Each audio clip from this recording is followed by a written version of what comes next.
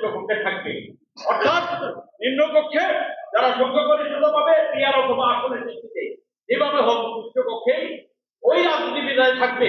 অর্থাৎ রাজনৈতিক দলের নিম্নকক্ষ উচ্চকক্ষে একটা ডাম্পিং স্টেশন বানানোর আমরা কথা বলছি।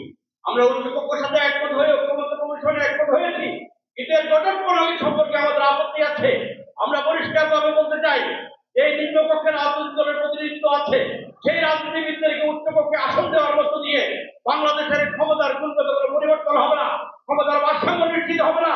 বেশিরভাগ মুক্ত করবার জন্য এই উচ্চকক্ষ কোনো ভূমিকা রাখতে পারবে না। তাই আমরা বলতে চাই, এই উচ্চকক্ষে শ্রেণী পেশার মানুষদেরকে অদলীয় ভিত্তিতে নির্বাচন করতে হবে। যারা স্ব পেশায় বিশেষজ্ঞ তাদেরকে সেখানে নিয়ে আসতে হবে। যারা দুর্বৃত্তায়িত বর্তমান ভোট ব্যবস্থায় নির্বাচনে অংশগ্রহণ করতে পারে না, সৎ মানুষ, নিবেদিত মানুষ, শ্রমজীবী মানুষ, কৃষক, যাদের এই পার্লামেন্টের চেহারা দেখবার সুযোগ হয় না, ওই মানুষদেরকে পার্লামেন্টের উচ্চকক্ষে আসন সংরক্ষণ করার মধ্য দিয়ে তাদেরকে রাষ্ট্রের মালিকানা নিশ্চিত করার দাবি করছি বন্ধুরা আমরা। এছাড়া একজন কৃষককে বাংলাদেশের রাষ্ট্রের মালিক এটি প্রমাণ করার কোনো জায়গা নাই। 5 বছর পর পর একদিন ভোট দেওয়ার মধ্য দিয়ে তার মালিকানা নিশ্চিত হয় না।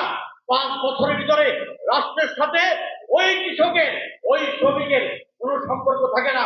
তার লেনদেন কি, রাষ্ট্রের সাথে তার চুক্তি কি, সেই চুক্তির কোনো ফয়সালা থাকে না। ওই চুক্তির ফয়সালা করবার জন্য ওই কৃষকের অধিকার কি, তার জন্য তার ক্ষমতা দরকার। ওই শ্রমিকের অধিকার কি, তার জন্য তার ক্ষমতা দরকার। সেই ক্ষমতার জায়গা পার্লামেন্টের উচ্চকক্ষ। বিনয়ের সাথে আজকে নেতৃত্বের কাছে বলতে চাই, আপনারা ভাবুন, আপনারা চেষ্টা করুন। আপনাদের সামনে আমরা দেখেছেন এই শক্তি কত পূর্বা, এই শক্তি কত গতিসম্পন্ন।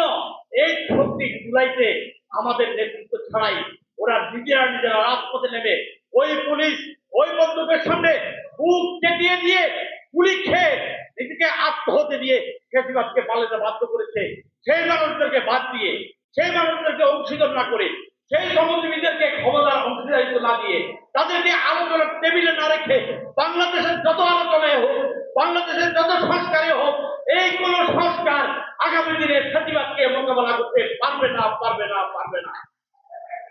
তাই আমরা বলতে চাই, যদি আমরা একটি অংশীদারিত্বমূলক রাষ্ট্রীয় কাঠামো গড়ে তুলতে পারি,